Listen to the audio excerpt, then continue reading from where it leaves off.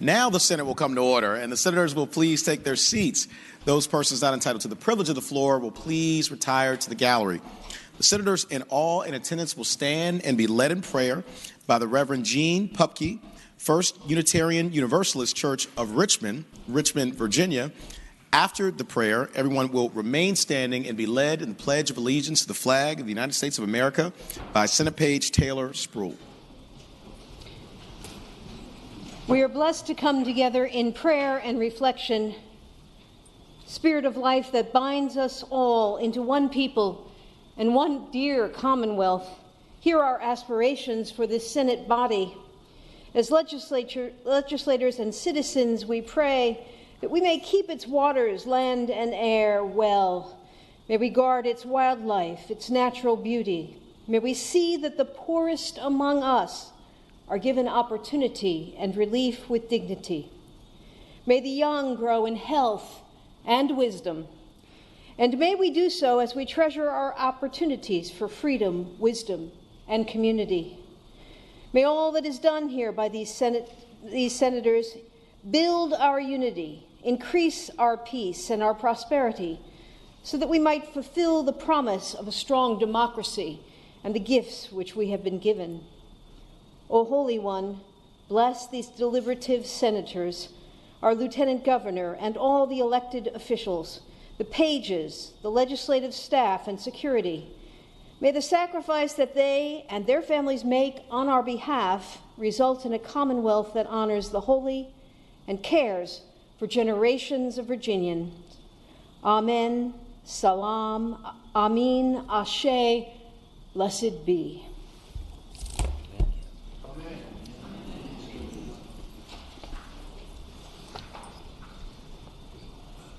I pledge allegiance to the flag of the United States of America and to the republic for which it stands, one nation, under God, indivisible, with liberty and justice for all. Thank you so much.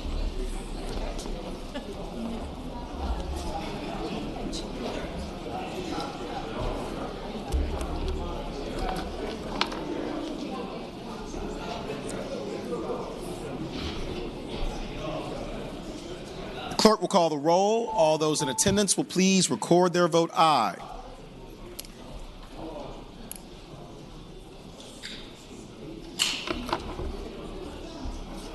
Clerk will close the roll. You have a quorum, Mr. President. Senate Journal for Wednesday, January 29, 2020. Senator from Spotsylvania, Senator Reeves, moves that the reading of the journal be waived. All in favor of waiving the reading of the journal will record their vote aye. Those opposed, no. Are the senators ready to vote?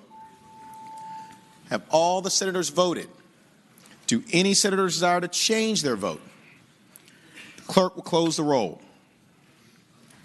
Ayes 36, noes 2. Ayes 36, noes 2. The reading of the journal is waived. The clerk will report any communication from the House of Delegates. Senior Senator from Fairfax, Senator Saslaw. Mr. President, I move that we waive the reading of the communications from the House of Delegates. Thank the Senator. The question is, shall the reading of the communication from the House of Delegates be waived? All in favor of waiving the reading will record their vote aye. Those opposed, no. Are the senators ready to vote? Have all the senators voted? Do any senators desire to change their vote? Clerk will close the roll. Ayes 37, noes 3. Ayes 37, noes 3. The reading of the communication from the House of Delegates is waived. The clerk will report any communication from the governor. We still do not have one. Thank you, Madam Clerk. Now comes the time in the morning hour where we have the honor and the privilege and the pleasure of recognizing our distinguished guests with us here in the Senate gallery. I will give my usual daily reminder that the way this will proceed is that a senator will stand up and recognize an individual or group. I will then give the warm welcome of the Senate, and at the very end, we will all applaud together. Like that. I'd like to begin by not recognizing the Senator from Franklin County, Senator Stanley, and instead recognizing the junior senator from Chesterfield, Senator Hashmi. Good morning, Mr. President. I rise for purpose of introduction. Thank the Senator. You have the floor. It's my distinct honor and privilege to introduce the Reverend Gene Pupke from the First Unitarian Universalist Church of Richmond. The Reverend hosts such a wonderful congregation and a church that is warm and welcoming to all who wish to participate and worship there. I've had the honor and privilege of worshiping at the church many times and have always enjoyed the hospitality I've received from the congregation and from the Reverend. And I thank her for her wonderful invocation this morning. And I hope, Mr. President, you'll offer the warmest welcome of the Senate to the Reverend. I thank the Senator.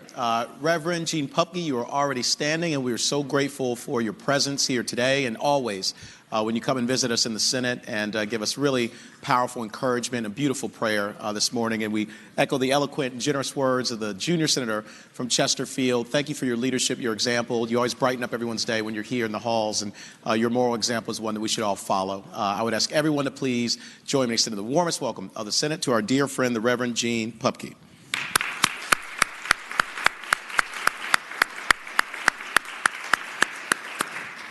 The senior senator from Virginia Beach, Senator D. Steph. Mr. President, I rise for two quick introductions. Thank you, Senator. You have the floor. Today in the gallery, we're joined by the guest supporting our seizure bill, Senate Bill 420.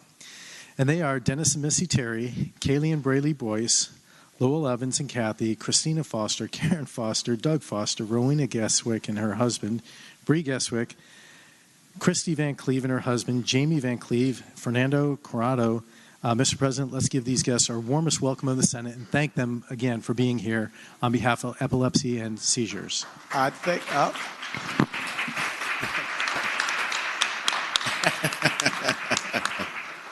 All right, one freebie this morning. Next time we're going to wait until the very end, but we would ask you all to rise if you are able. All of our distinguished guests who were just recognized, if you are able, please stand.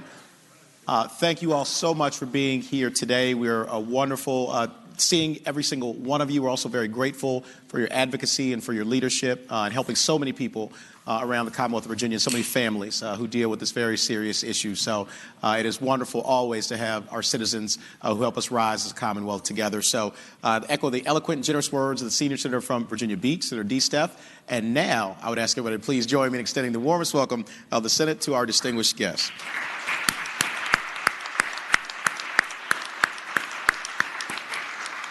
Senior senator from Virginia Beach, Senator D. Steph. Mr. President, I still stand for a second introduction. Senator has the floor. Today we're joined by David Lillard, a constituent of mine, business owner of Redline Performance Motorsports located in Yorktown.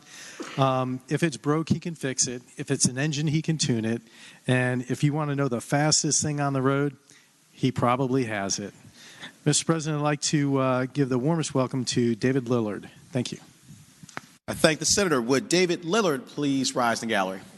David, thank you so much for being with us here today. We're grateful for your presence, and of course, you're always welcome here in your capital. And we echo the generous and eloquent words of your state senator, Senator D. Steph. And I would ask everyone to please join me in extending the warmest welcome of the Senate to our friend David Lillard.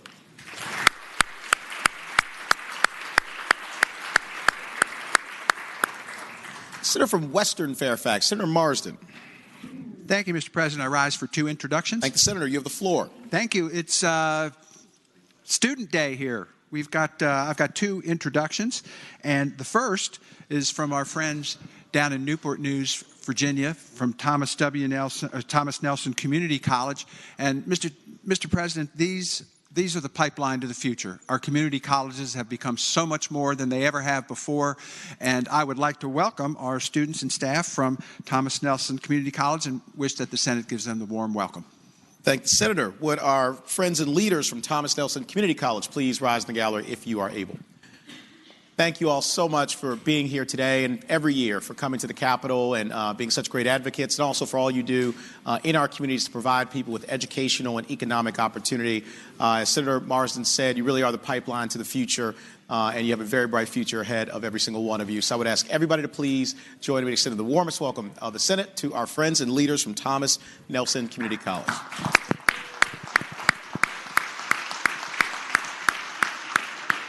Senator from Western Fairfax, Senator Marsden. Thank you, Mr. President. And my second introduction this morning is the Malek School of Health Professions at Marymount University. They're going to be needed in this chamber probably a lot quicker than the community college students as we expand Medicaid, as we expand health care options for people throughout the Commonwealth. It's so critical that we have folks who are trained and enthusiastic about health professions careers. So I'd like the Senate to give the warm welcome to the Marymount University Malek School of Health Professions staff and students. I thank the Senator. Would our friends and leaders from Marymount University Malek School of Health Professions please rise in the gallery if you are able. Thank you all so much for joining us here today. We're always grateful to have you here in the Capitol. Thank you for making the trip down from Arlington, and really love all the work that you're doing, and it could not be a more important time to have well-trained health professionals as we, Senator Marsden said, expand Medicaid, but also make sure that everybody gets coverage and gets to live a happy, healthier life. So my brother-in-law went to Marymount. He's a huge fan, and I would ask everybody to please join me in sending the warmest welcome of the Senate to our friends and leaders from Marymount Malek School of Health Professions.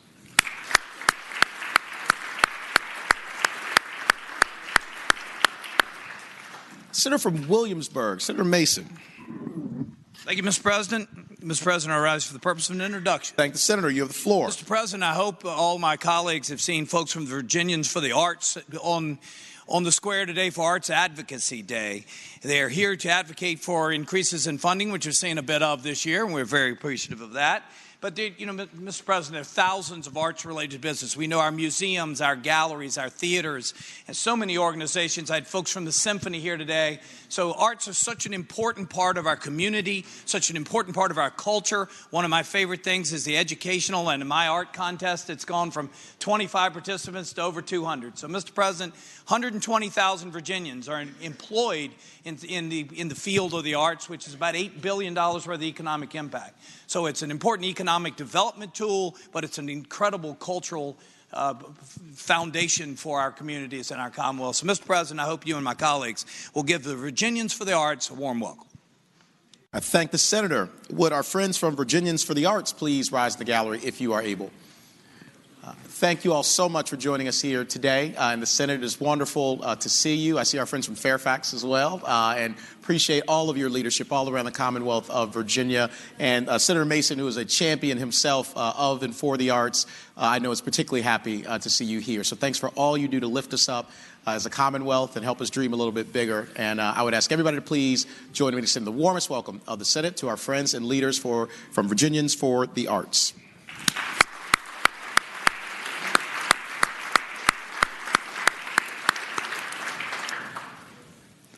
Senator from Williamsburg, Senator Mason.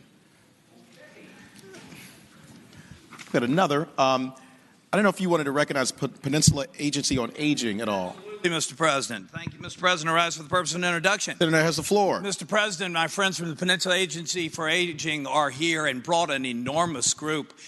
Foster grandparents, I believe, is the focus, that they have grandparents that are volunteering in the schools, taking up to 5+ children to work with them throughout the day. You know, they make such an impact as we try to work to have our seniors age in place, stay in their home as long as they can. The Peninsula Agency for Aging and all of their many volunteers do a great job of making us aware of the issues, all the positive things that go with our seniors, as well as all the things that we need to focus on in our future to make sure that they live long as possible and healthy lives. So, Mr. President, thank you for calling on me again, and please give our friends from the Peninsula Agency on Aging a warm welcome. I thank the Senator. Would our friends from the Peninsula Agency on Aging please rise in the gallery if you are able. Thank you all so much for joining us here today, and thank you for the work you do every single day to take care of our seniors. They're really treasures in our community, and we are grateful for the care and for the love that you show to them every single day. I know the Senator from Williamsburg, Senator Mason, as long as some other senators who represent the Peninsula, are deeply grateful for all of your work. And I met a wonderful member of your group a little bit earlier today, a grandmother who so sweetly said that I don't have any grandkids, so I'm going to take care of somebody else's. And I think that embodies the spirit of who you all represent. So Ivy Baptist Church is there. Dr. Swan, thank you all for your leadership. And I would ask everybody please to join me to extend the warmest welcome of the Senate to our friends from the Peninsula Agency on Aging.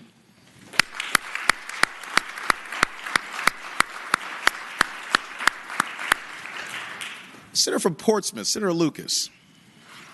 Thank you, Mr. President, and good morning. Good morning, Senator. I'd like to preface my remarks by reminding you that I'm seated next to the Chair of Rules. And she has admonished me that when we stand on the floor to make these introductions, that brevity is expected. And so with that, Mr. I absolutely. We remind everybody of that, and we have some more rules we're going to go over today, too. Thank you so much. Thanks, Senator. Mr. President, we have with us today the Virginia Association of Personal Care Providers, and as you know, it's a statewide organization for companies that provide in-home personal care services to the elderly and disabled. These hard-working providers all across the Commonwealth have come to join us today and to see just what kind of work we're going to be doing here in the Commonwealth, and it's including for-profit and not-for-profit companies who share common challenges. So with that, Mr. President, I would wish that you would give them the warm welcome of the Senate. I thank the Senator. Would our friends from the Virginia Association of Personal Care Providers please rise in the gallery if you are able? Thank you all so much for joining us here today. Thank you for your leadership in our communities and for taking care of the most vulnerable in our communities. We appreciate the heart and the diligence that you bring to your work, and we commend you. You're welcome back here anytime, and I would ask everybody to please join me in extending the warmest welcome of the Senate to our friends and leaders from the Virginia Association of Personal Care Providers.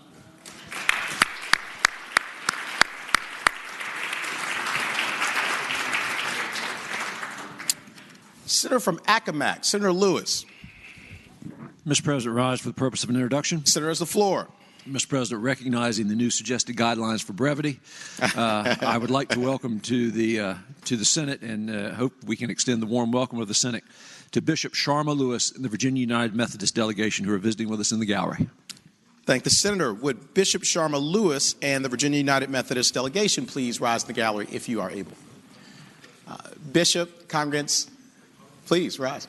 Thank you all so much for being here today. Thank you for your moral leadership in the Commonwealth of Virginia and for all you do to improve our communities and to help us rise to the better angels of our nature. We are grateful to you all. I would ask everybody to please join me in extending the warmest welcome of the Senate to our distinguished guests.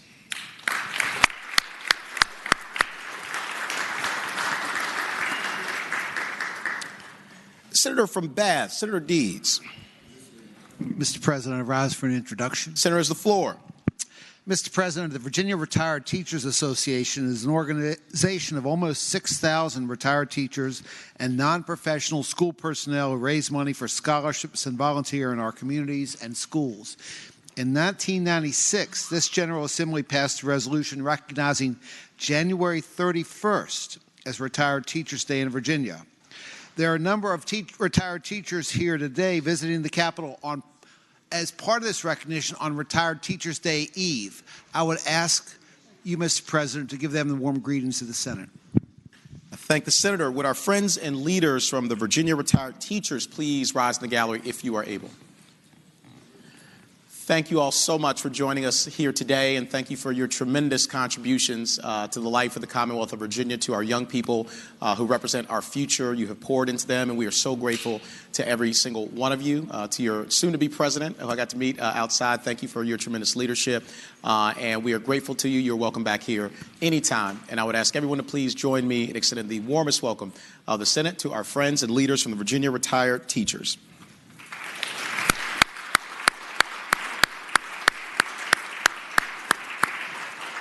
Senator from Hanover, Senator McDougal. Thank you, Mr. President. I rise for the purposes of introduction. Thank the Senator. You have the floor. Mr. President, in the gallery today, we have a stellar group. They're from Richmond County. And Mr. President, just want to make sure the members heard that's Richmond County, not Richmond City. Mr. President, Richmond County is on the northern neck, and the group is the 2019 School Board of the Year. They accomplished that achievement through the tremendous work that they do to educate students. And Mr. Chairman, in the gallery we have Chairman John Brown, Ken Blackney, the Vice Chairman, Kathleen Bean, Patricia Pugh, whose daughter is also here today, Vivian Wood, and Superintendent Greg Smith. Greg is a proud JMU Duke, and we're really thankful for the work that he and the entire school board have done to make Richmond County one of the best places to live, work, and raise a family. Thank the Senator. Would our friends and leaders from the Richmond County School Board 2019 School Board of the Year please rise in the gallery if you are able? Thank you all so much for joining us here today. And just as importantly, thank you for your leadership every day in Richmond County. As the senator from Hanover so eloquently stated, you make it a great place to live, work, and raise a family and give high-quality education to our young people, which really changes what's possible in their lives. So we are grateful to you for your work. We commend you today and every day. And I would ask everyone to please join me in extending the warmest welcome of the Senate to our leaders from the Richmond County School Board.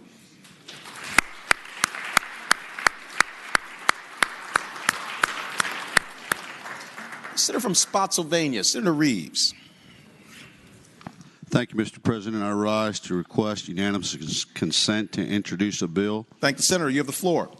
Mr. President, I got a bill that's going to deal with immunity of legislators while they're in session. I'd like to present that to the desk and ask for unanimous consent.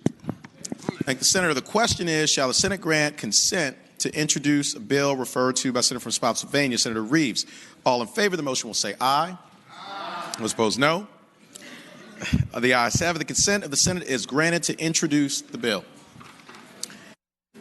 Is there any other business to come before the Senate in the morning hour? Do any other senators wish to be recognized? Seeing none, the clerk will call the calendar.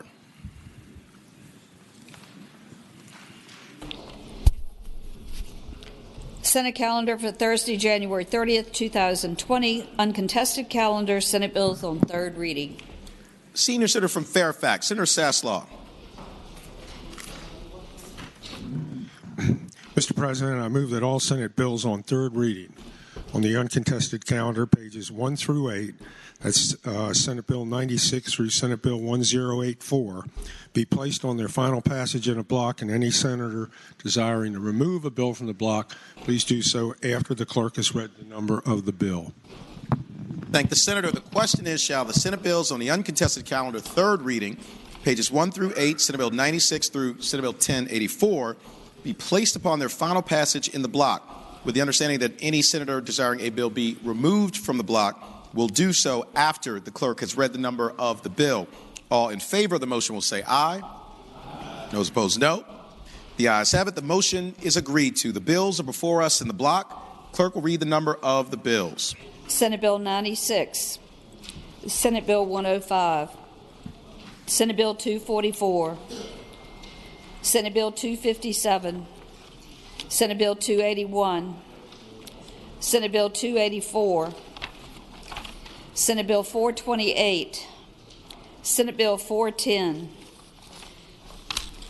430, Senate Bill 434, Senate Bill 451, Senate Bill 454, Senate Bill 528, Senate Bill 580, Senate Bill 597, Senate Bill 690. What purpose, Senator from Rockingham? Senator Obenshain rise. Mr. President, would Senate Bill 528 come out of the block? It's on page 6. Page 6, and bye for the day. Without objection, Senate Bill 528 will come out of the block and go by for the day.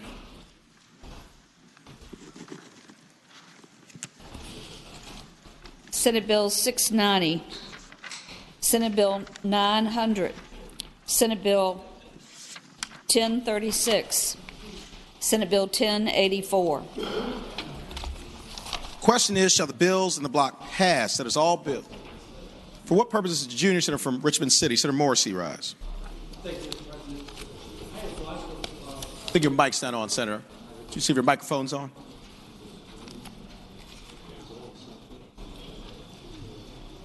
I rise for a point of inquiry. Senator, has the floor.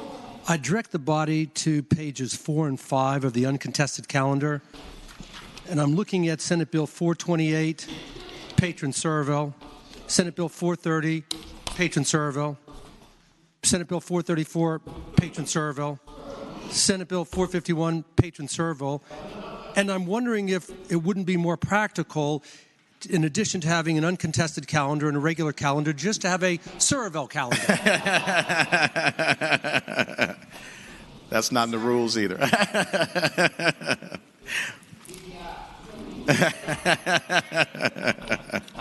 Thank the Senator for the inquiry. The question is, shall the bills in the block pass? That is all bills Except for Senate Bill 528. All in favor of passage of the bills will record their vote aye. Those opposed, no. Are the senators ready to vote? Have all the senators voted? Do any senators desire to change their vote? The clerk will close the roll. Ayes 39, noes 0. Ayes 39, no 0. The bills in the block pass. Regular calendar, bills on third reading. Senate Bill 391, a bill relating to adult abuse, financial exploitation, required report by financial institutions. Reported from the Committee on Rehabilitation and Social Services, and we have a floor substitute. Senator from Arlington, Senator Favola. Thank you, Mr. President. I move that the body reconsider the vote by which Senate Bill 391 was ordered and engrossed in advance to its third reading. Question is, shall the vote by which Senate Bill 391 was engrossed in advance be reconsidered? All in favor of the motion will record their vote aye. Those opposed, no. Are the senators ready to vote? Have all the senators voted? Do any senators desire to change their vote? Clerk will close the roll. Ayes 39, noes 0. Ayes 39, no 0. The motion is agreed to. Senator from Arlington, Senator Favola. Thank you, Mr. President. I move that we waive the reading of the floor substitute. Question is, shall the reading of the floor substitute be waived? All in favor of the motion will say aye. Aye. Those opposed, no. The ayes have it. The reading of the floor substitute is waived. Senator from Arlington, Senator Favola. Thank you, Mr. President. I move that the body adopt the floor substitute in speaking to that motion. Senator has the floor. Thank you, Mr. President.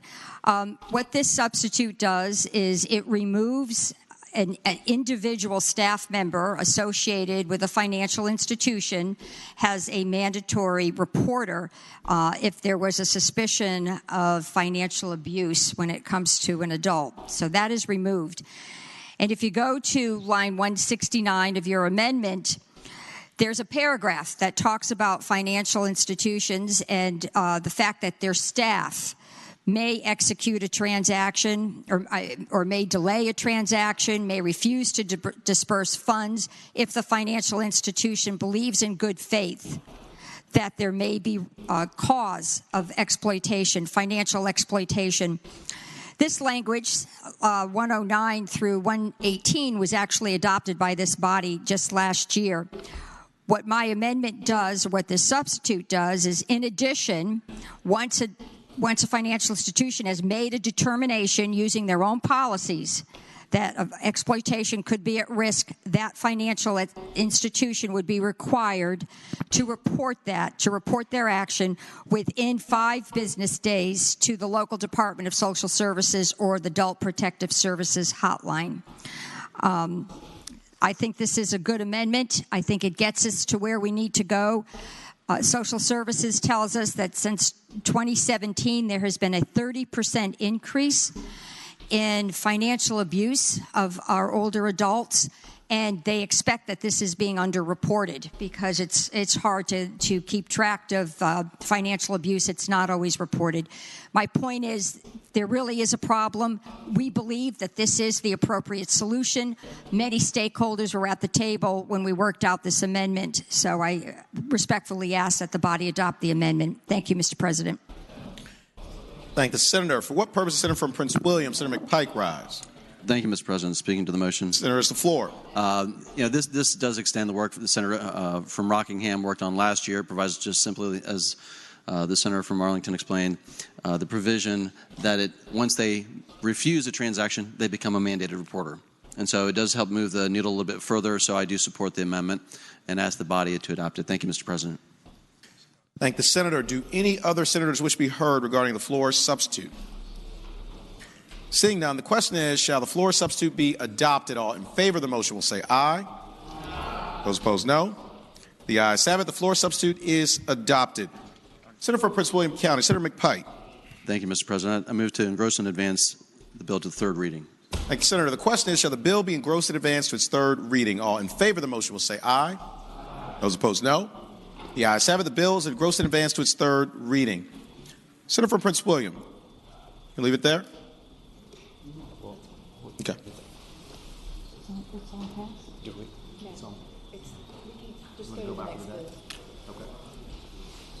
Okay.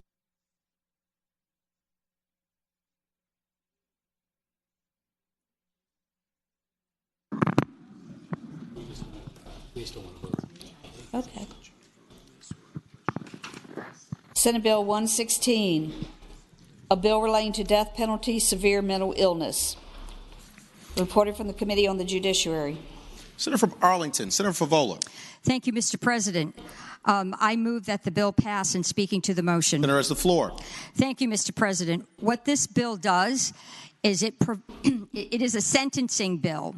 So it says that if an individual is severely mentally ill at the time a crime is committed, then the jury should, and it can be demonstrated.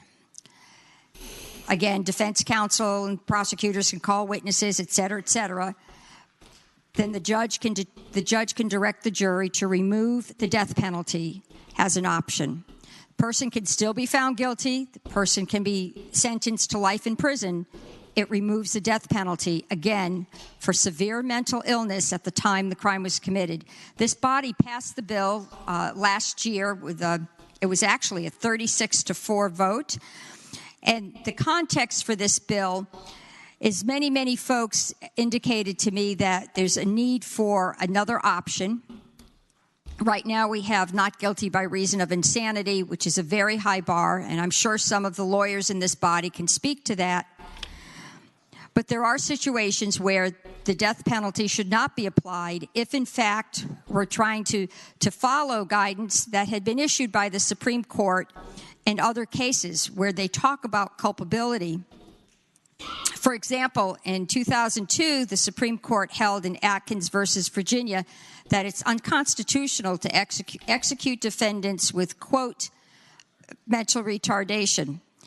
And then in 2005, the Supreme Court in Roper versus Simmons held that youth shall not be executed because in both of these cases, the standard used was these individuals did not fully understand the impact, the consequences of their actions.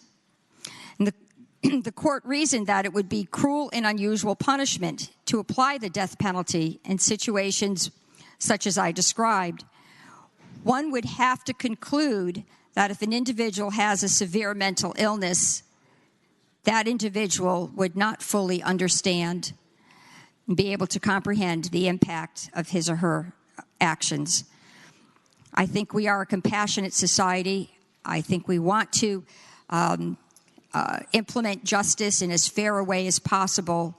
I think this bill is a tool that leads us to that higher ground, and I certainly hope it's within the body's pleasure to pass the bill.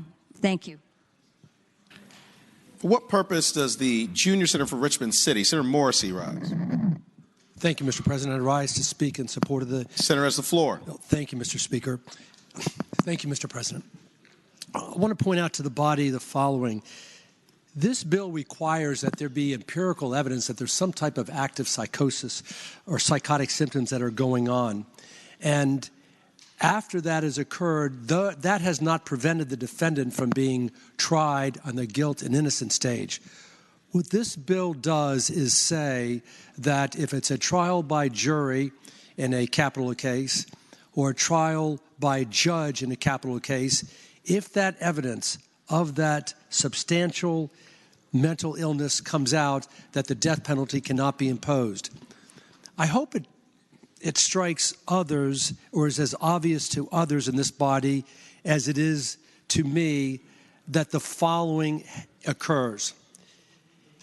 To me, it is nothing short of indefensible that somebody can have his capacity to understand and appreciate the nature of the consequences, that he cannot exercise rational judgment, has still not prevented him from being tried on the guilt or innocent phase. And that's because under the Virginia Code right now, we don't have any gradations. It's all or nothing. You plead innocent or not guilty by reason of insanity. But this bill is so practical and makes such common sense. I I asked the members on the other side that I think you can show strength. I think you can show fidelity to your pro-life concerns. I think you can show compassion by voting for this bill that says if somebody has a severe mental illness, he can't be put to death. I'd ask that you support SB 116. Thank you, Senator. For what purpose is the senior senator from Chesterfield, Senator Chase, rise? Thank you, Mr. President. I rise to speak against this bill. Senator has the floor. Mr. President, once again, we're talking about showing compassion to folks and referencing our pro-life concerns towards those who exhibit some type of severe mental illness. Mr. President, I would argue that anyone that commits such a heinous crime is severely mentally ill. And there are concerns that were expressed today that the perpetrator did not fully understand the impact. Well, I would argue that a bill that I put forward today about it's called the Pain Capable Bill, that would basically take an innocent life that can feel and sense pain at 20 weeks was not heard today in Senate Health and Education. It wasn't even on the docket today, yet today we are arguing in favor of compassion for those who are on death row and severely mentally ill, and the concern for not showing cruel and unusual punishment toward them, yet we are ignoring the unborn and won't even hear a bill in Senate Education regarding the unborn. Mr. President, I ask that we show compassion toward all people and that we vote against this bill today. Thank you. For what purpose is Senator from Franklin County, Senator Stanley, rise? Thank you, Mr. President. Speak in support of the bill. Senator has the floor. Mr. President, members of the Senate, again, yesterday we had a very emotional day, and it's because of my faith and what I believe in and how I was raised that I believe in life. And in this instance, what we're talking about is we're talking about those that are incapacitated by mental illness.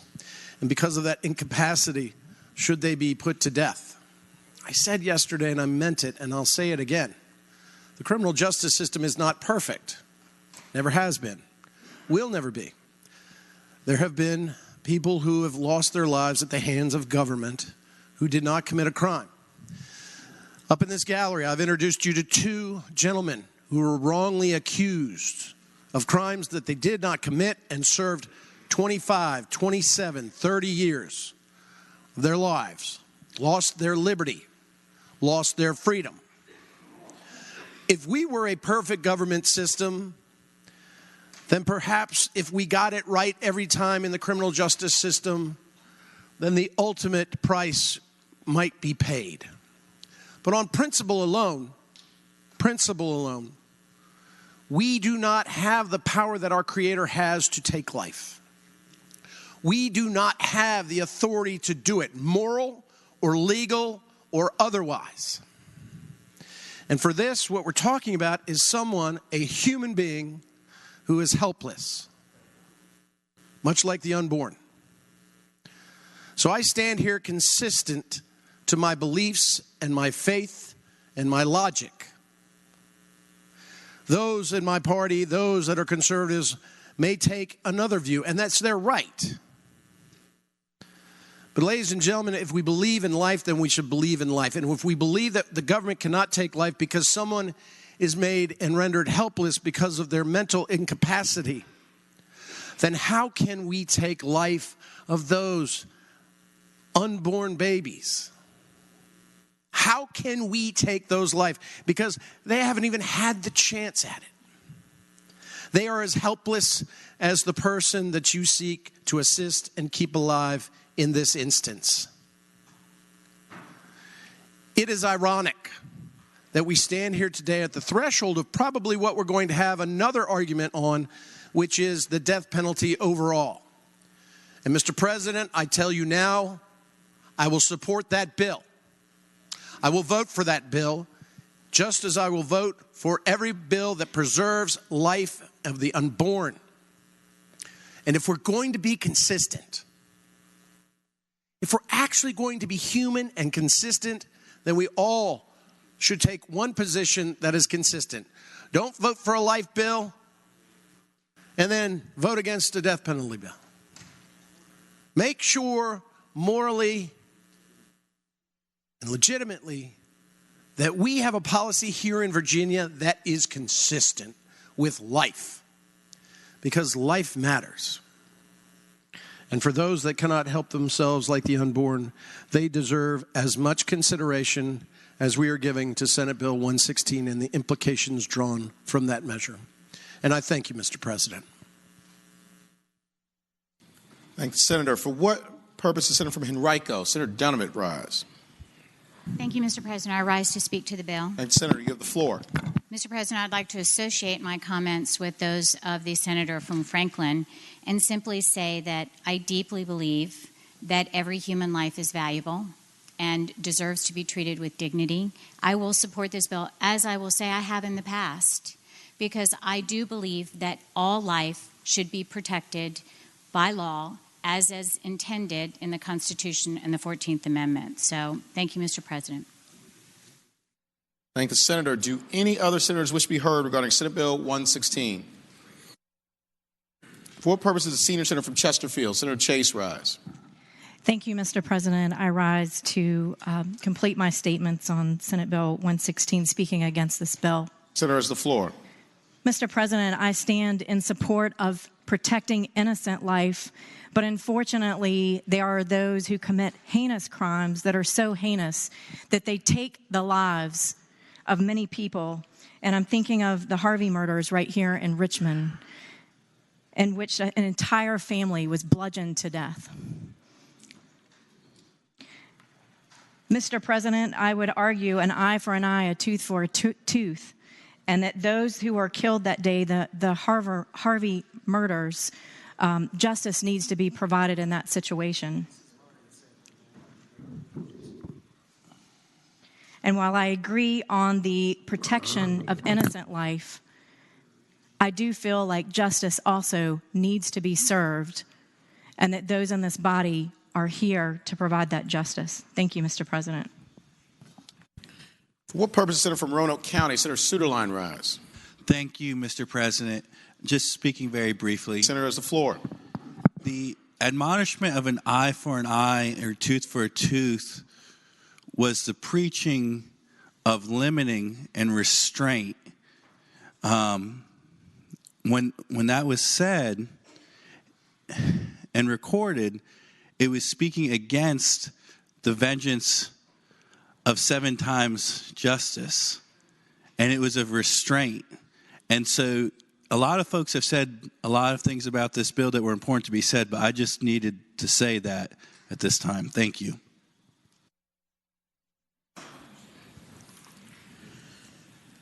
Question is, shall Senate Bill 116 pass? All in favor of the motion will record their vote aye. Those opposed, no. Are the senators ready to vote? Have all the senators voted? Do any senators desire to change their vote? The clerk, close the roll. Ayes 32, noes 7. Ayes 32, noes 7. Senate Bill 116 passes. Senate Bill 432, a bill relating to spousal support, reservation of right to seek, material change of circumstances. Senator from Eastern Fairfax, Senator Serville. Thank you, Mr. President. I move the bill pass, and speaking to that motion. Senator has the floor.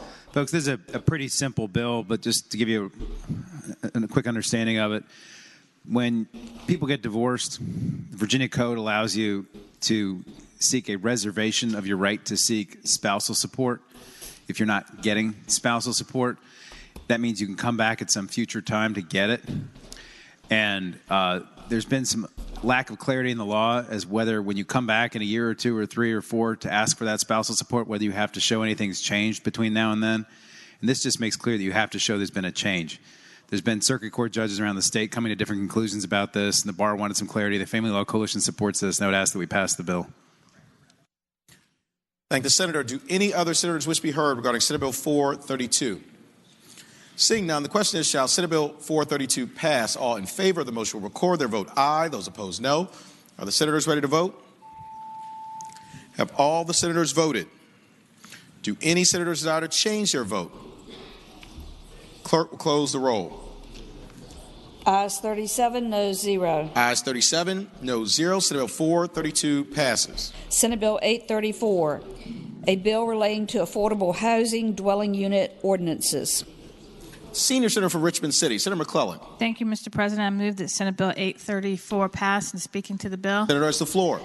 Thank you, Mr. President. This bill provides local governments with another tool to help incentivize affordable housing by creating a new affordable dwelling unit ordinance enabling statute. We currently have one such statute that only applies to Albemarle, Loudoun, Alexandria, and Fairfax that grants local governments broad authority to craft their local ordinances. A separate section that applies to the rest of the state is extremely complex and burdensome, and both our local governments and our developers have found it too cumbersome to really do any good. We had a legislation a couple of years ago to try to fix this problem. It wasn't quite there, and so over the past 2 years, all of the stakeholders have worked together to create this third option. Does not remove or change 2304. For those other localities that wish to use 2305, that option remains to them.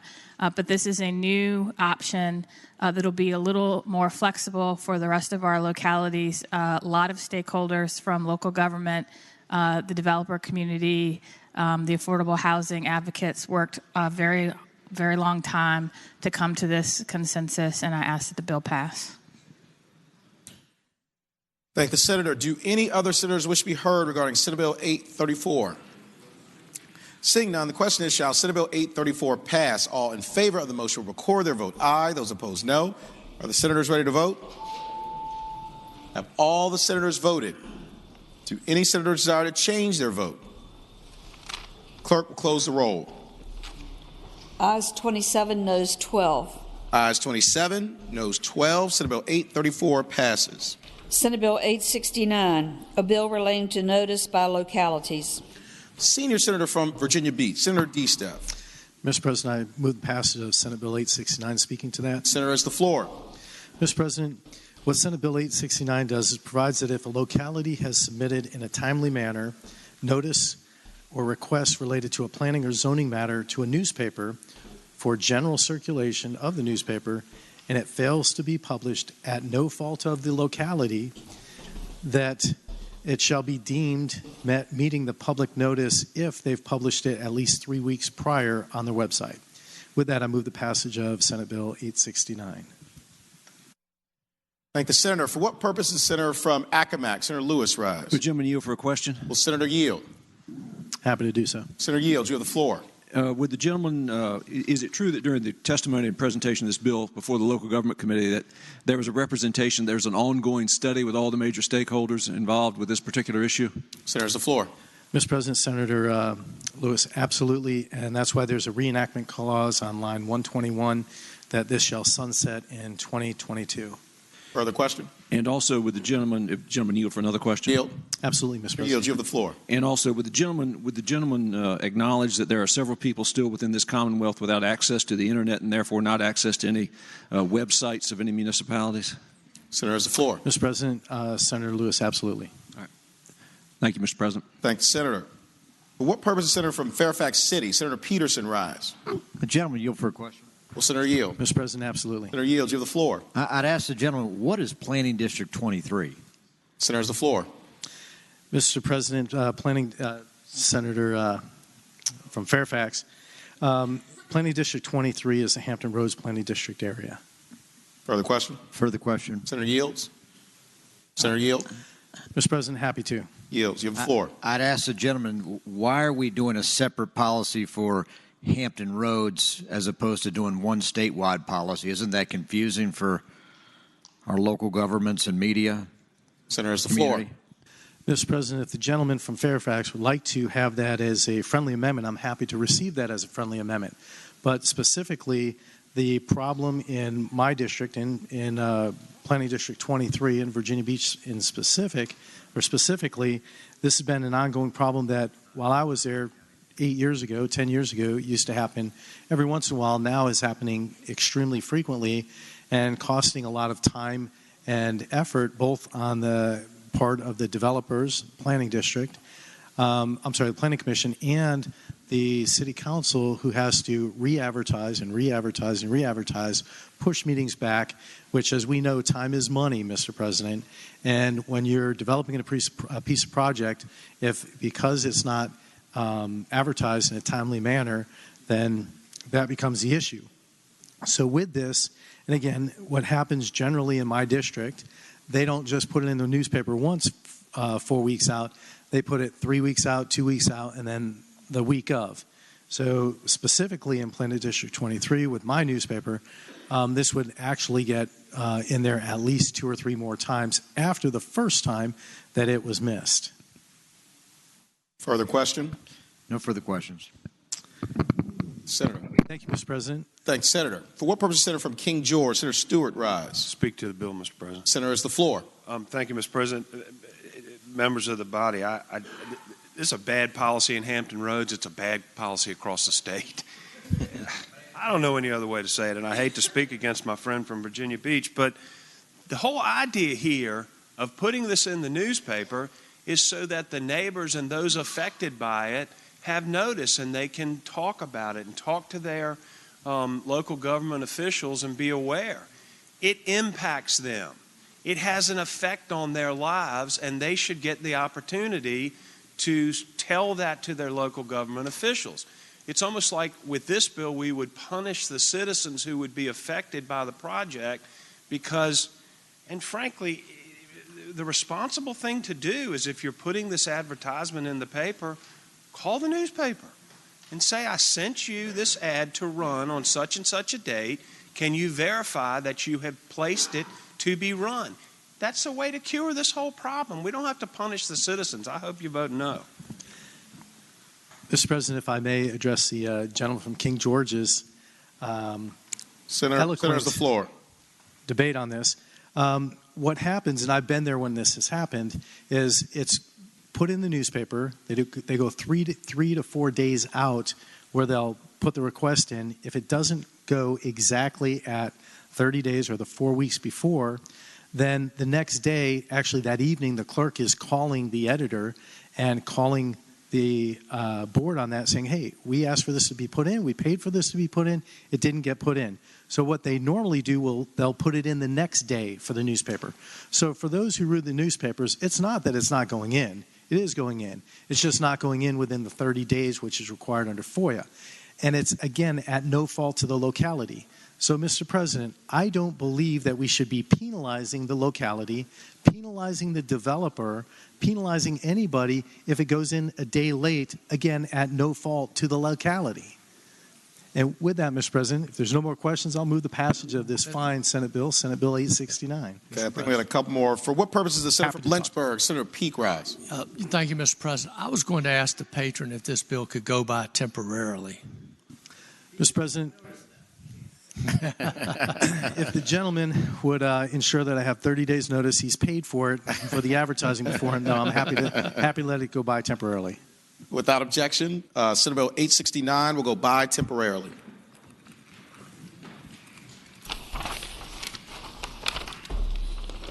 Senate Bill 955, a bill relating to celebration of marriage fee. Senator from Northern Chesapeake, Senator Spruill. Thank you, Mr. President. Speaking to the bill. Thanks, Senator. You have the floor. Mr. Bill SP 955 asked to be approved. This bill would allow marriage commissioners to charge up to $75 per ceremony. This is an increase from $50. It's due because it's been almost 20 years since the marriage commissioners, those who married outside the church, have gotten a raise. Nowadays is that folks don't get married to church like they used to. So this commissioner is saying that because, let me use Hampton Roads for an example, because of all the tolls, because of all the tunnels and the traffic that they have to go through, that they ask for an increase. In the old days, when 9% of the people used to get married in churches and what have you. And I guess they give a stipend to the pastor. But now they don't. They use a marriage commission to travel all over Hampton Roads and all over the state. So because it has not been done in almost 20 years, they're asking for up to $75 an increase. I ask that the bill pass. Thank the senator. Any other senators wish to be heard regarding Senate Bill 955? Seeing none, the question is, shall Senate Bill 955 pass? All in favor of the motion will record their vote aye. Those opposed, no. Are the senators ready to vote? Have all the senators voted? Do any senators desire to change their vote?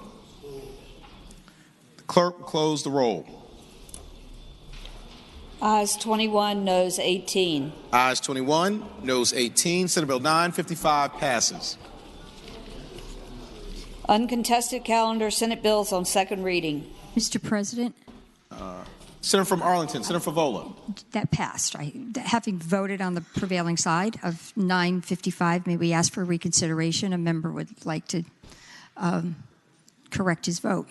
Okay.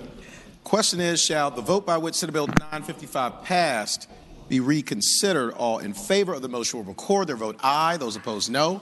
Are the senators ready to vote? Have all the senators voted? Do any senators desire to change their vote? The clerk will close the roll. Ayes 39, noes 0. Ayes 39, noes 0. The motion is agreed to. Senator from Northern Chesapeake, Senator Spruill. Thank you, Mr. President. Again, I move this bill be passed. Thank you. Thank the senator. Question is, shall Senate Bill 955 pass? All in favor of the motion will record their vote aye. Those opposed, no. Are the senators ready to vote? Have all the senators voted? Do any senators desire to change their vote? The clerk will close the roll. Ayes 23, noes 16. Ayes 23, noes 16. Senate Bill 955 passes. Uncontested calendar, Senate bills on second reading. Senior Senator from Fairfax, Senator Saslaw. Mr. President, I move that all Senate bills on second reading on the uncontested calendar, pages 10 through 16, that's Senate Bills 40 through Senate Bill 1039, be advanced to their engrossment and third reading in a block after the adoption of any amendments thereto. Any senator desiring to remove a bill from the block, please do so after the clerk has read the number of the bill. Thank the senator. The question is, shall all Senate bills on second reading on the uncontested calendar on pages 10 through 16, Senate Bill 40 through Senate Bill 1039, be engrossed and advanced to the third reading in the block after the adoption of any amendments thereto, and that any senator desiring a bill be removed from the block will do so after the clerk has read the number of the bill. All in favor of the motion will say aye. Those opposed, no. The ayes have it. The motion is agreed to. The clerk will read the number of the bills. Senate Bill 40, reported from the Committee on Finance and Appropriations with a substitute. Senior Senator from Virginia Beach, Senator D-Step.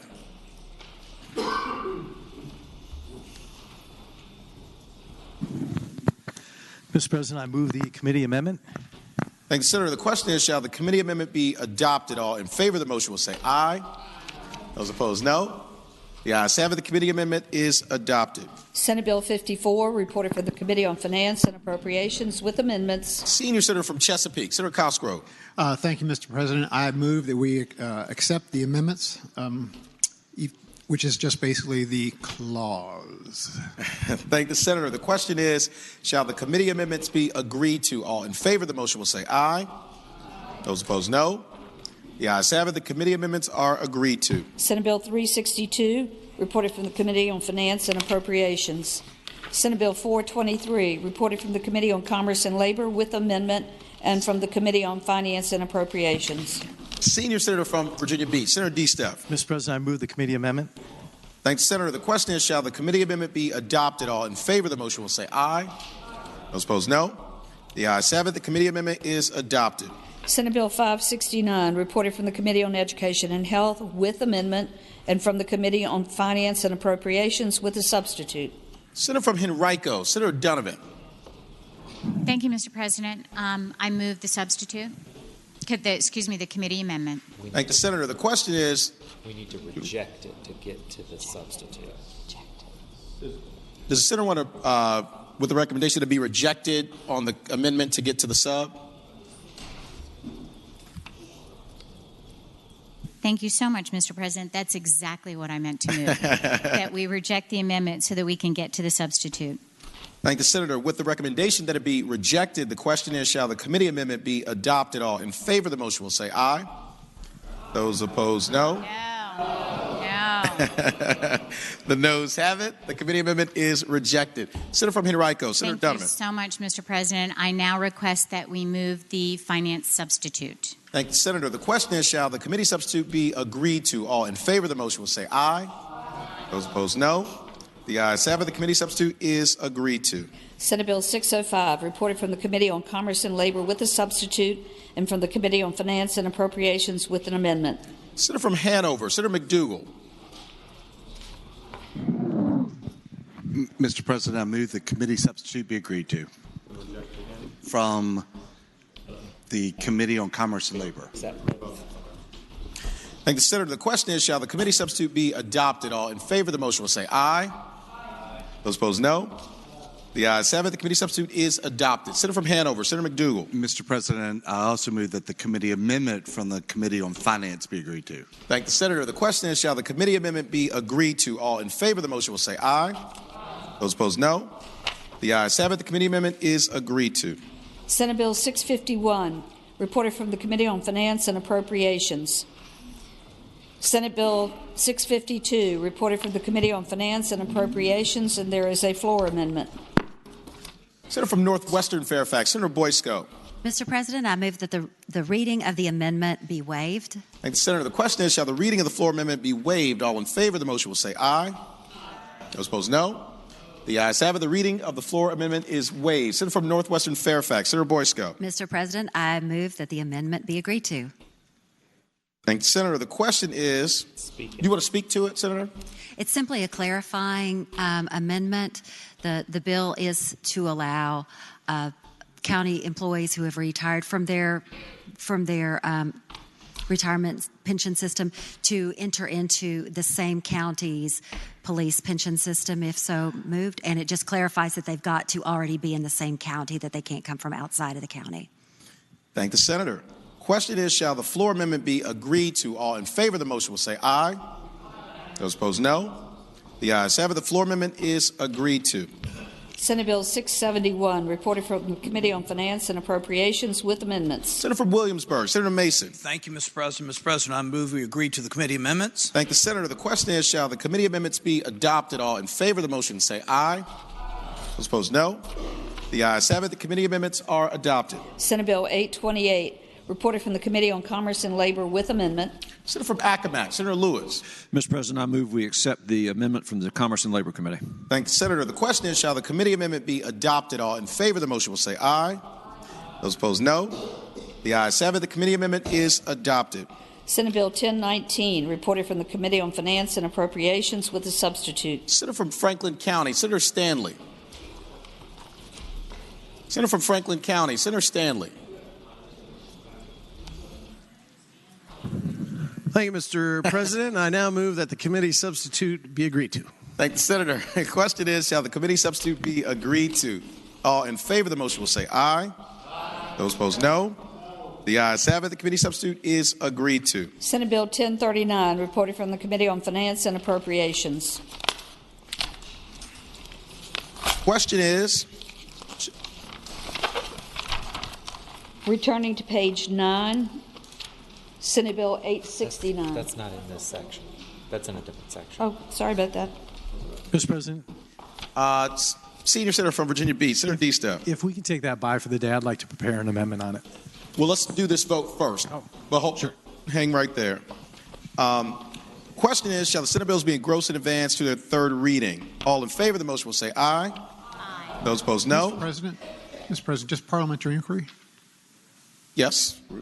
If the gentleman wants to amend the bill and we take it to third reading, then we're going to have to it's in a different section. It's in a different section. Never mind. It's my mistake. I'm sorry to confuse Senator DeStep. I'm easily confused. Mr. President, parliamentary inquiry.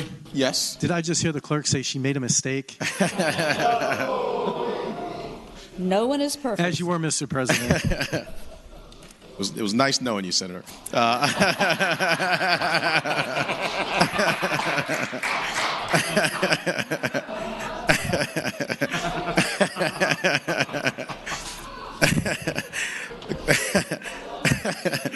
The question is, shall the Senate bills be engrossed in advance to their third reading?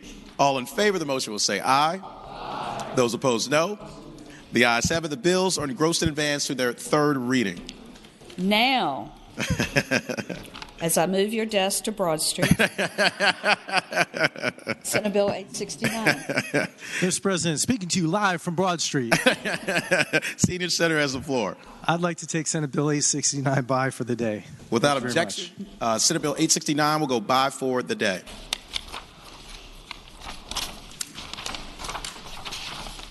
Regular calendar, Senate bills on second reading. Senate Bill 95, a bill relating to health insurance, essential health benefits, preventive services. Reported for the Committee on Commerce and Labor with an amendment. Senator from Arlington, Senator Favola. Thank you, Mr. President. Mr. President, I move that the amendment be agreed to. Thank the Senator. The question is, shall the committee amendment be agreed to? All in favor of the motion will say aye. Aye. Those opposed, no. The ayes have it. The committee amendment is agreed to. Senator from Arlington, Senator Favola. Mr. President, I move that the bill be engrossed in advance to its third reading. Thank the Senator. The question is, shall the bill be engrossed in advance to its third reading? All in favor of the motion will say aye. Aye. Those opposed, no. The ayes have it. The bill is engrossed in advance to its third reading. Senate Bill 246, a bill relating to Department of Motor Vehicles sex designation. Reported from the Committee on Transportation with the substitute and from the Committee on Finance and Appropriations. Senator from Eastern Fairfax, Senator Servell. Thank you, Mr. President. I move the bill be engrossed in advance to its third reading. Do you want to move the committee substitute first? Oh, I don't see it up there. Yeah, I moved the committee substitute. Oh, there it is. It's at the top. Question is, shall the committee substitute be adopted? I'm having a lot of fun today. All in favor of the motion will say aye. Aye. Those opposed, no. It's close. The ayes have it. The committee substitute is adopted. Senator from Eastern Fairfax, Senator Servell. Thank you, Mr. President. I move the bill be advanced and engrossed to its third reading. Engrossed and advanced to its third reading. Thanks, Senator. The question is, shall the bill be engrossed and advanced to its third reading? All in favor of the motion will say aye. Aye. Those opposed, no. The ayes have it. The bill is engrossed and advanced to its third reading. Senate Bill 251, a bill relating to pharmacy benefits managers, licensure and regulation. Reported from the Committee on Commerce and Labor with a substitute, and there are two floor amendments. Senator from Roanoke City, Senator Edwards. Mr. President. Senator from Augusta, Senator Hanger. Mr. President, I would ask that bill go by for the day. Without objection, Senate Bill 251 will go by for the day.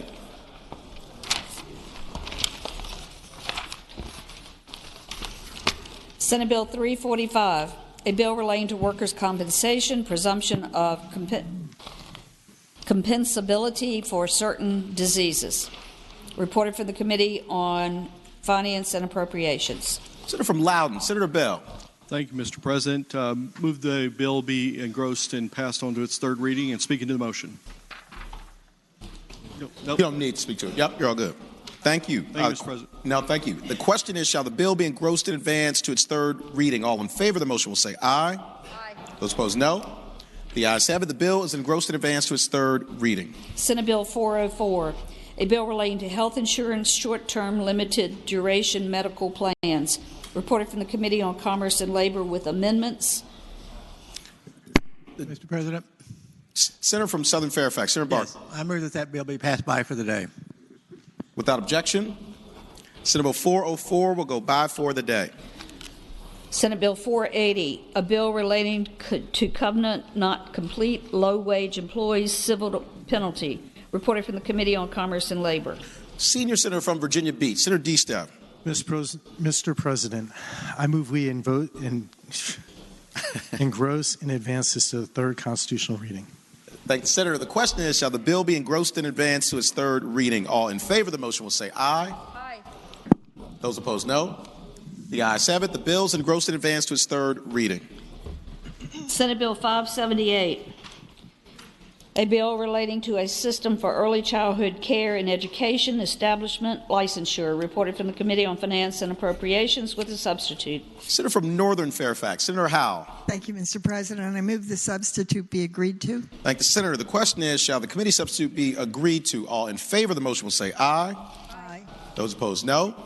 The ayes have it. The committee substitute is agreed to. Senator from Northern Fairfax, Senator Howe. I move that the bill be engrossed and advanced to its third reading. Thank the Senator. The question is, shall the bill be engrossed and advanced to its third reading? All in favor of the motion will say aye. Those opposed, no. The ayes have it. The bill is engrossed and advanced to its third reading.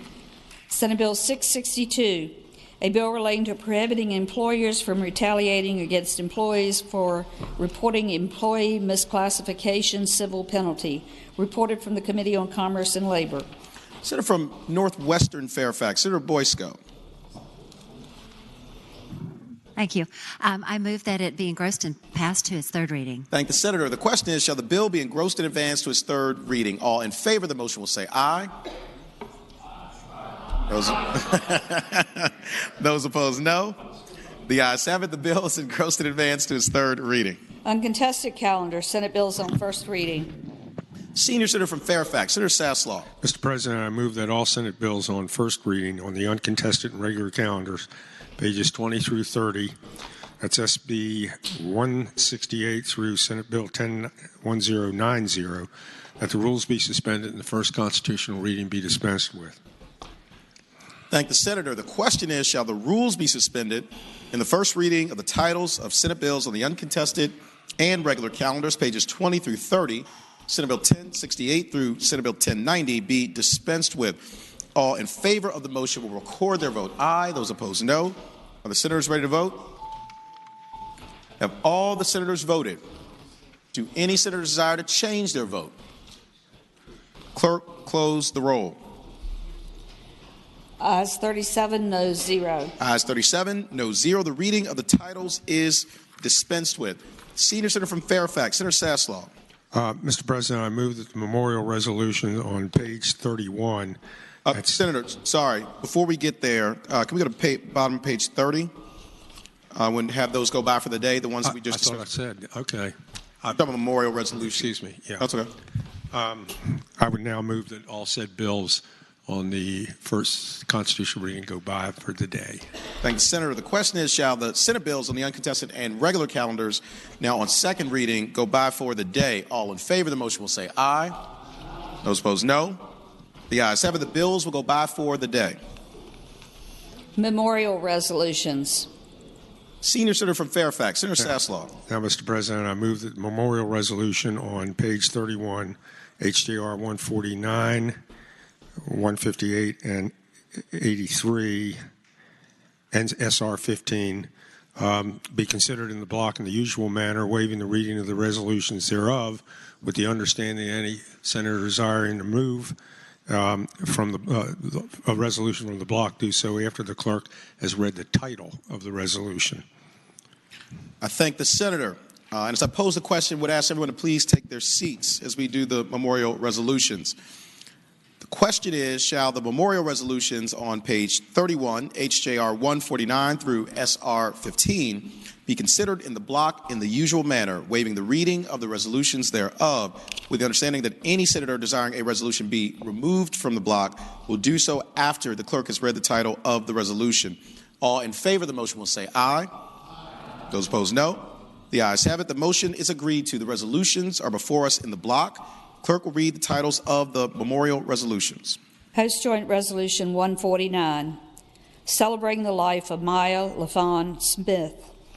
House Joint Resolution 158, celebrating the life of the Reverend Sidney Strother Smith III.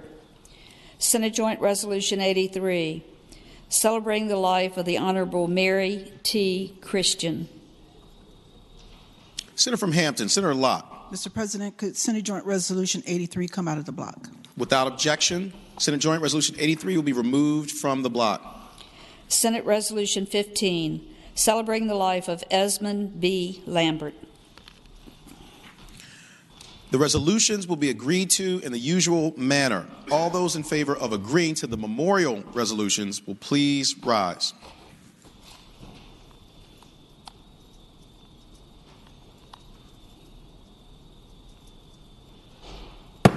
Resolutions are agreed to.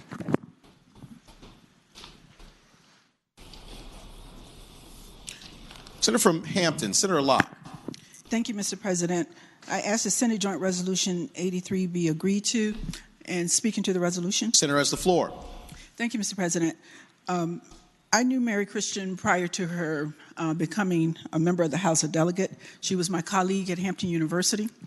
And I came to Hampton University as a young and dumb faculty member, straight from graduate school.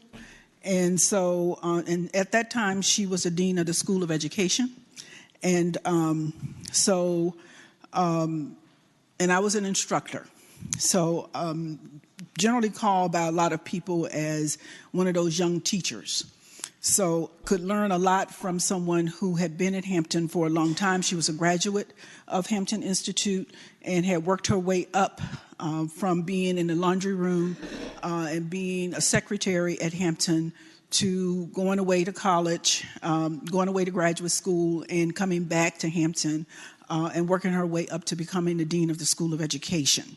So I was able to learn a lot from her as one of those young people who came there as an instructor, and one of those young people, and one of those fiery young people who kind of had to pull on coattail as a political scientist who knew everything.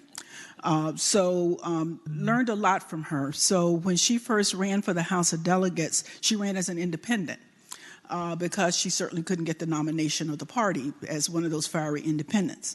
But Dr. C, as we all knew her in the area, was the first African American to serve on the Hampton School Board.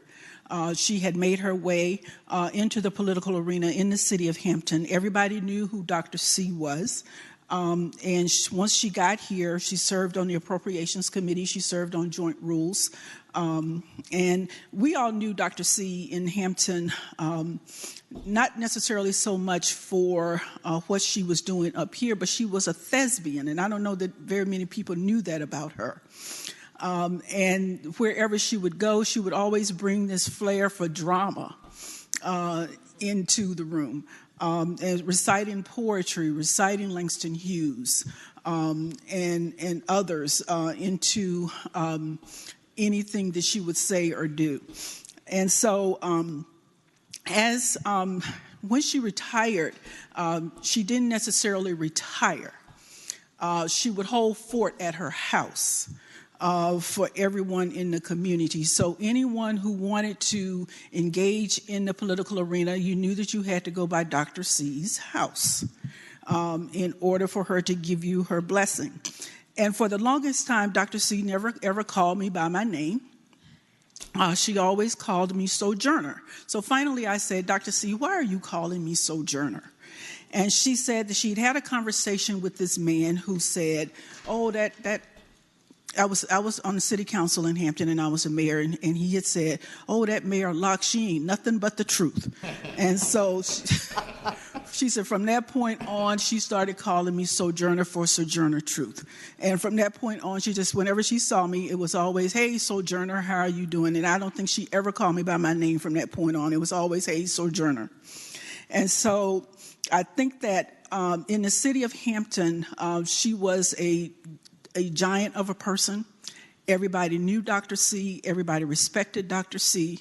And we earned our political wings from Dr. C.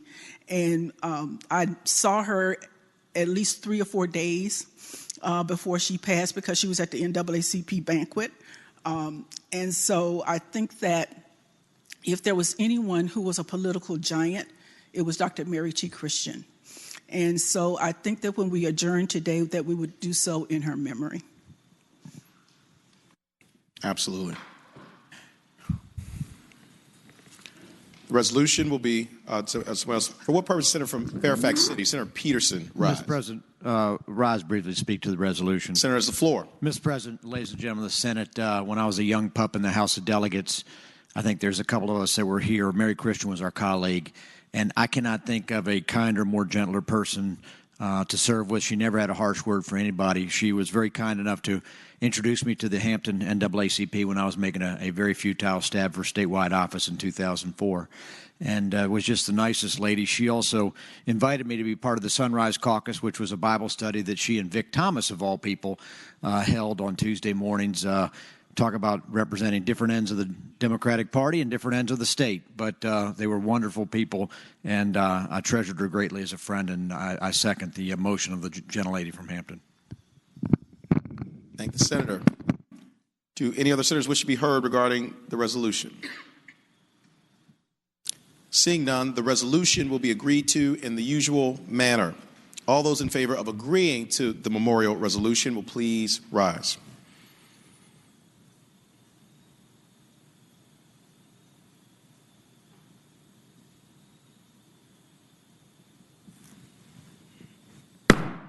The resolution is agreed to. Commending resolutions. Senior Senator from Fairfax, Senator Saslaw. Mr. President, I move the commending resolutions on pages 31 through 33, that's HJR 135 through SJR 84, be considered in a block by voice vote, waiving the reading of the resolutions with the understanding that any senator desiring to remove a resolution from the block will do so after the clerk has read the number of the resolution. Thank the senator. The question is, shall the commending resolutions on pages 31 through 33, HJR 135 through SJR 84, be considered in the block by voice vote, waiving the reading of the resolutions with the understanding that any senator desiring a resolution be removed from the block will do so after the clerk has read the number of the resolution. All in favor of the motion will say aye. Those opposed, no. The ayes have it. The motion is agreed to. The resolutions are before us in the block. Clerk will read the numbers of the resolutions. House Joint Resolutions 135, 139, 141, 146, 150, 151, 152, 153, 154, 155, 156, 157, 159, 160, 163, 164, Senate Joint Resolution 84. Question is, shall the resolutions be agreed to? All in favor of agreeing to the resolutions will say aye. Those opposed, no. The ayes have it. The resolutions are agreed to. Senior Senator from Fairfax, Senator Saslaw. Mr. President, I inquire of the clerk, does this complete the calendar? Yes, sir. Can't believe it. Thank you, Madam Clerk. For what purpose does Senator from Rockingham, Senator Obenshain, rise? Mr. President, I rise for a motion for unanimous consent. I have a bill that I wish to submit after the deadline, and speaking to this motion, Senator has the floor. This bill deals with the initiation of a process to reseed previously ceded and receded territory of the United States, reannexation of the state of government, the United States. Got that? Actually, that's exactly what this bill does. In case you didn't get that, I, like many of you, took note earlier this week with dismay at the press conference held in our neighboring state of West Virginia. It was a press conference held by Governor Jim Justice and our own Jerry Falwell, Jr., in which they suggested to Virginia that we should solve our political differences by leaving the Commonwealth of Virginia and joining West Virginia. And I, for one, do not believe that that is a viable solution to our problems. I really believe that we here in Virginia should find a way, and it may be a painful way, to try and work out our differences. And, you know, I value each and every single one of my colleagues here in the State Senate. And I don't want this motion or this bill I'm proposing to reflect on my affection for any of my colleagues, because I do hold you in high esteem. But this this bill deals with the illegal and unconstitutional cession by the federal government of 10 square miles in 1847 to Virginia.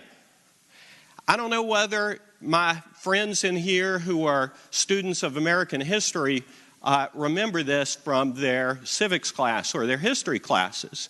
But when the nation was formed, there was a debate over where the seat of government was going to lie.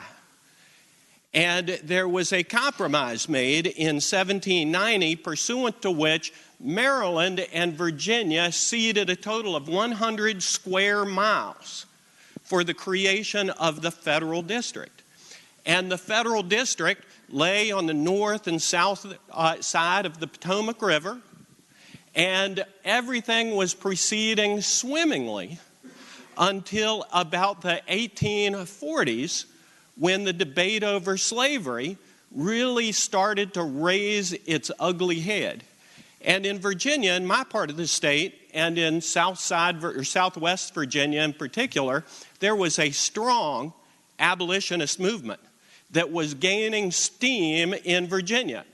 And there was concern amongst those in the federal government who wanted to maintain the balance of power between the North and the South, and there was concern among some in Virginia that we needed to reinforce the pro-slavery portions of the General Assembly. And to do that, amazingly, you would not believe it, but the county of Arlington was a strong pro-slavery portion of Virginia. Indeed it was.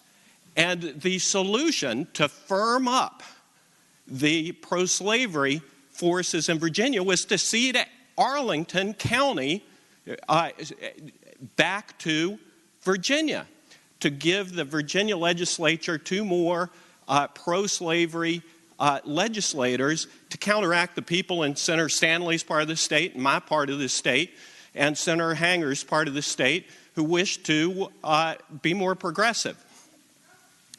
And in 1846, there was actually a referendum held in Arlington County, and that referendum actually failed there on a vote of 106 to 29. They wanted to stay in the federal district.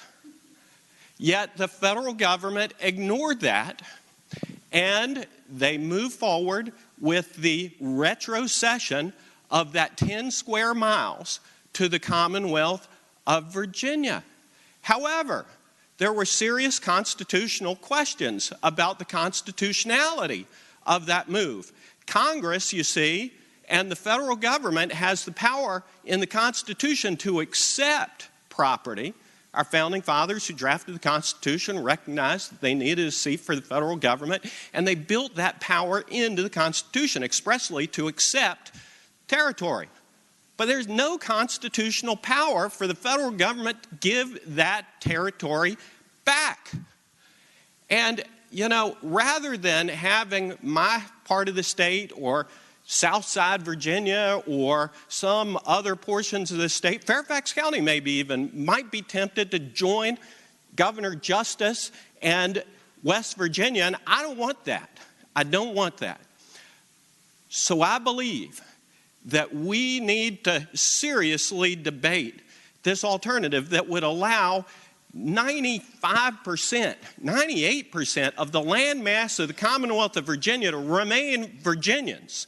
Because I believe in Virginia. I believe in the integrity of our Commonwealth, the cohesion that binds us together. I think that this is a solution that, as painful as it may be, we need to explore further. So, Mr. President, I would ask for unanimous consent to offer this fine bill.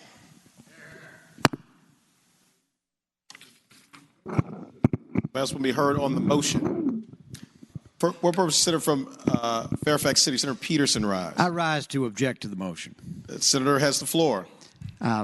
With apologies to my good friend from Harrisonburg, let me just make some points about Arlington County, which is part of Virginia and a proud part of Virginia. First of all, it's the home of one of our favorite senators, all right?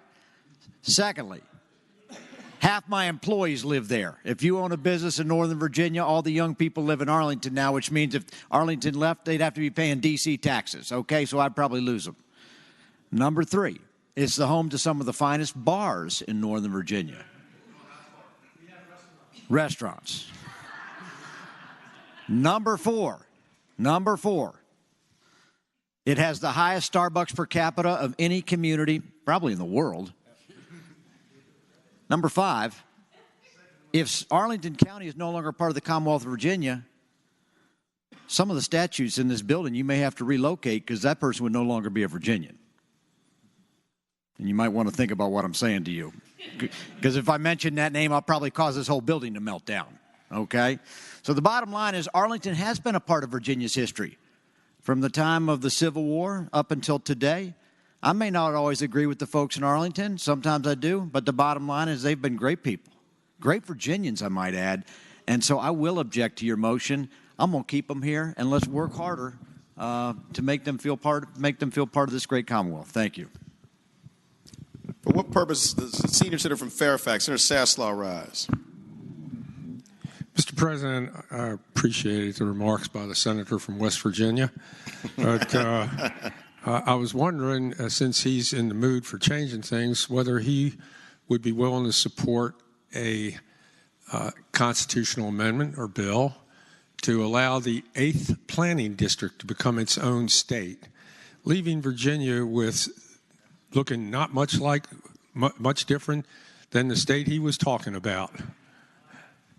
Mr. President, I do yield, and I would not object to a request for unanimous consent from the senator from Fairfax, senior senator from Fairfax, if he wished to put that in so that we could have a robust discussion about the merits of such issue.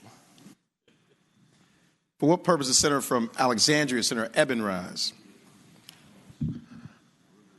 Thank you, Mr.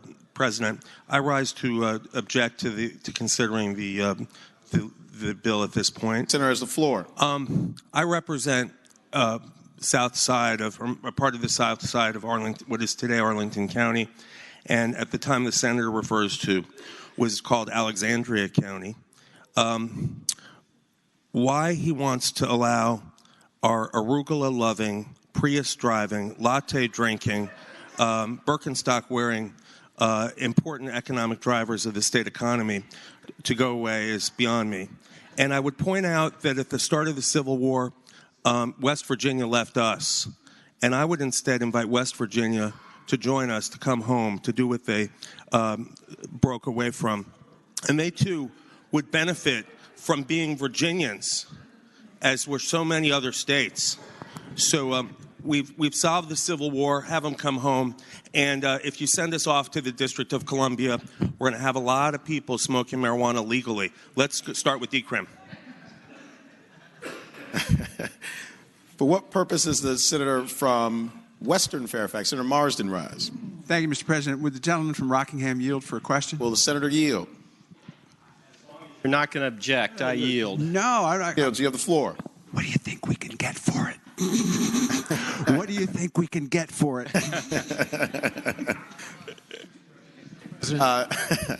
What purpose does the senior senator from Chesapeake, Senator Cosgrove, rise? Mr. President, point of parliamentary inquiry. Yes. It's already been objected to. It's dead. We haven't had a formal vote or motion, though. So I don't like the way it's looking, though. For what purpose does the senator from Northern Chesapeake, Senator Spruill, rise? Next, Mr. President, I rise to support.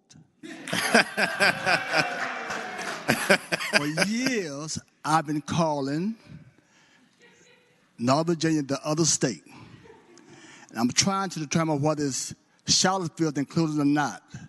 So if that would legally put that part of the state along with Northern Virginia and the other state, I will sign whatever you want to. I love them, though. I love them, but I want them to have their own state. For what purpose does the senator from Arlington, Senator Favola, rise? Well, I am the senator from Arlington, And I want you to know that we did feel welcome until this motion was made and this resolution. Arlingtonians are full of, love and sharing and all kinds of things. We have the most number of lawyers per capita of any jurisdiction in the entire country. So if you move forward with this motion, we will tie you up in court from now till kingdom come. You probably won't get any dollars at all. And by the way, we also have the Pentagon within our jurisdiction. So just saying. I think I object to this motion, but we're willing to talk about it. There could be a pro and a con. Thank you, Mr. President. Thank the senator. Do any other senators wish to be heard with regard to the motion? And not to change the history lesson of the senator, and I appreciate your remarks, but before we take this vote, I will say that things were not going swimmingly for a lot of people before 1848. So I want to note that. The question is, shall the Senate grant consent to introduce the bill referred to by the senator? All in favor of the motion will say aye. Aye. Those opposed, no. No. The consent of the Senate is not granted to introduce the bill. For what purpose, Senator from Bath, Senator Deeds rise? For an announcement. Senator, has the floor. The Criminal Law Subcommittee will meet right after the session. We have 19 bills. I'd like to get rid of them before the Finance Committee begins at 4:30. Thank the senator. Do any other senators wish to be heard? Is there any other business to come before the Senate? Seeing none, the clerk will report any announcements on the desk. Today, Thursday, January 30th, the Judiciary Subcommittee on Criminal Law will meet immediately upon adjournment, Senate Subcommittee Room 3, 5th floor, Pocahontas. Senators Deeds, Saslaw, McDougall, Stewart, Stanley, Surivel, and Morrissey. This is a scheduled change. Judiciary Subcommittee on Criminal Law immediately upon adjournment. The Committee on Transportation will meet 15 minutes after adjournment, Senate Room 3, Capitol. The Education and Health Subcommittee on Public Education will meet 1/2 hour after adjournment in Senate Subcommittee Room 2, 5th floor, Pocahontas. Senators Hashmi, Howe, Locke, Donovan, and Peake. The Finance and Appropriations Subcommittee on K through 12 Education will meet at 3 p.m. Senate Subcommittee Room 1, 5th floor, Pocahontas. Senators Saslaw, Howell, Norman, Lucas, Newman, and McClellan. The Committee on Finance and Appropriations will meet at 4:30 p.m. in Committee Room B, Pocahontas. The Rural Caucus will meet at 5 p.m. House Subcommittee Room 300B, 3rd floor, Pocahontas. Tomorrow, Friday, January 31st. The Committee on Rehabilitation and Social Services will meet at 8 a.m. Senate Room A, Pocahontas. This is also a scheduled change.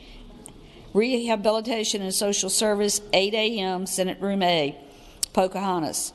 The Education and Health Subcommittee on Health Professions will meet at 8 a.m. Senate Subcommittee Room 2, 5th floor, Pocahontas. Senators Barker, Saslaw, Newman, Edwards, Donovan, Lewis, and Suderline. The Finance and Appropriations Subcommittee on Capital Outlay will meet at 8 a.m. Senate Subcommittee Room 1, 5th floor, Pocahontas. Senators Deeds, Norman, Howe, Saslaw, Hanger, and Locke. The Committee on Rules will meet at 10 a.m. Senate Room 3 in the Capitol. Rules, 10 a.m. Senate Room 3 in the Capitol. The Democratic Caucus will meet 1/2 hour before session, Senate Room 1, Capitol. The Republican Caucus will meet 1/2 hour before session, Senate Room 2 in the Capitol. Thank you, Madam Clerk. Do any other senators wish to be recognized? Seeing none, clerk calls on the senator from Portsmouth, Senator Lucas. Thank you, Mr. President. I move that the Senate do now adjourn until 12 noon tomorrow, and in so doing, we do so in memory of the Honorable Mary T. Christian. I thank the senator. The question is, shall the Senate stand adjourned until 12 noon tomorrow, and that when we do adjourn, we do so in the honor and memory of Dr. Mary T. Christian. All in favor of the motion will say aye. Aye. Those opposed, no. The ayes have it. The Senate stands adjourned until 12 noon tomorrow in the honor and memory of Dr. Mary T. Christian.